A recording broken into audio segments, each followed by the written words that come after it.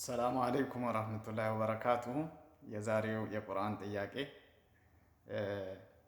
አላህ ሱብሓነሁ ወተዓላ የእዝነት መጋዘኑን ማለት ነው የአላህ ሱብሓነሁ ወተዓላ ስቶሩን ለሰው ልጆች እንዲያስተዳድሩ እድሉን ቢሰጥና የሰው ልጆች እስኪ እናንተ አስተዳድሩ ለፍጡራኖቼ ርስቅ እናንተ አከፋፍሉ ብሎ ቢሰጣቸው ምን ሊፈጠር እንደሚችል አስባችሁ ታውቃላችሁ? ምን የሚፈጠር ይመስላችኋል? አላህ ሱብሓነሁ ወተዓላ ይህን ሁኔታ ሲነግረን ማለት ነው በሱረቱል ኢስራ ምን ይላል?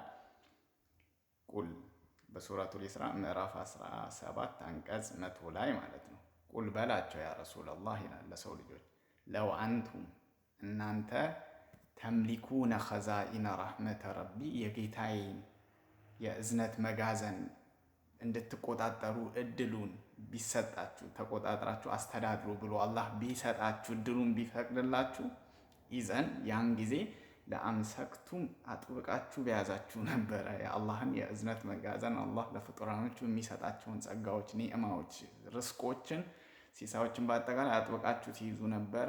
ለምን? ኸሽየተል ኢንፋቅ ነው። ብዙ ከሰጠን ማለት ነው ኢንፋቅ ያልቅብናል ብላችሁ በመፍራት ወካነል ኢንሳኑ ቀቱራ የሰው ልጅ ቋጣሪ ነው ይላል አላህ። ቀቱር ማለት ቆጣቢ ነው። በቃ ይቆጥባል። በቃ አላህ ግን ደግ ነው፣ ይሰጣል። አላህ ሱብሓነሁ ወተዓላ ይሰጣል ቢገይሪ ሂሳብ።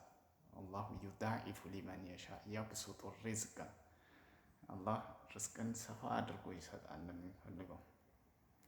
እና ኢንሻአላህ በሌላው ጥያቄ እመለሳለሁ። ሰላም አለይኩም ወረሕመቱላህ